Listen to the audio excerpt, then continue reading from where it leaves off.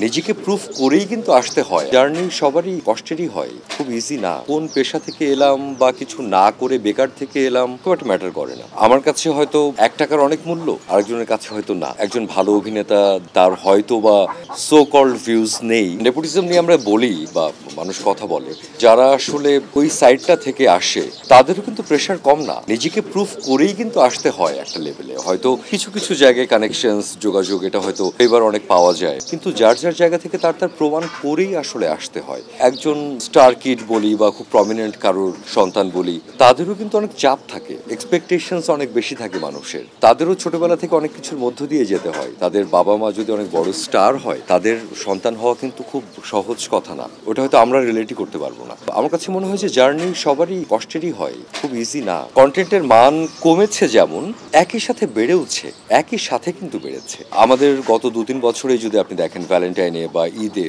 যে বাজেটের কাজ এসছে, আগে হয়তো আসতো না। আবার এট দ্য সেম টাইম এত কম বাজেটেও হয়তো আগে কাজ হতো না, সেটাও হচ্ছে।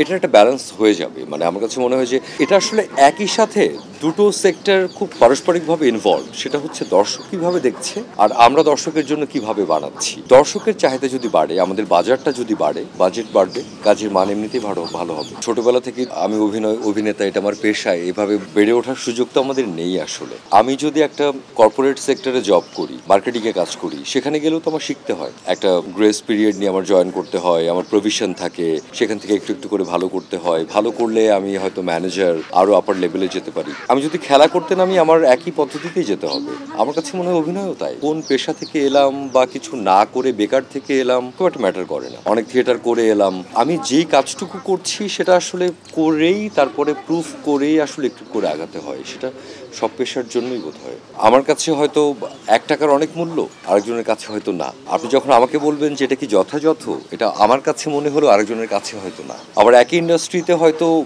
রেঞ্জটা অনেক অনেক বড় আছে, আবার অনেক কমও আছে। এটা বলা আসলে মুশকিল। আমার কাছে মনে হয় যে সব রকমই আছে। এটা একটা রাইট ব্যালেন্স হওয়াটা খুব জরুরি। কিন্তু এটাই তো রূঢ় বাস্তবতা আমাদের। আমার কাছে মনে হয় যে সেখানে ওই যে কম্বিনেশনের একটা বড় ব্যাপার আছে। বাজারটা যদি সেভাবেই রিয়্যাক্ট করে, ভিউজের উপরেই যদি আমার বাজার রিয়্যাক্ট করে, আমার স্পন্সর রিয়্যাক্ট করে, সেভাবেই যদি আমাদের গল্প সেভাবে ডিকটেক্ট করা হয়, সেদিকেই যায়, তখন ওই যে ব্যালেন্সটা প্রয়োজন। একজন ভালো অভিনেতা, তার হয়তো বা সো কল্ড ভিউজ নেই, তাকে কিভাবে ইনকর্পোরেট করা যায়, তাকে তো স্ক্রিনে দেখাতে পারলে, তার অভিনয়টা আনতে পারলে তো সেটা আমার কন্টেন্টের জন্য ভালো, আমার প্রোডাকশনের জন্য ভালো। তো আমার মনে হয় যে সেই চেষ্টাটা ডিরেক্টর করবেন বা বাকিরা করবেন। আমার দেখার রেঞ্জ যেরকম, সেই রেঞ্জে আমি খুব একটা দেখিনি। হয়তো কিছু জায়গায় বাড়তে পারে, বাট সেটা আমার দেখার বাইরে।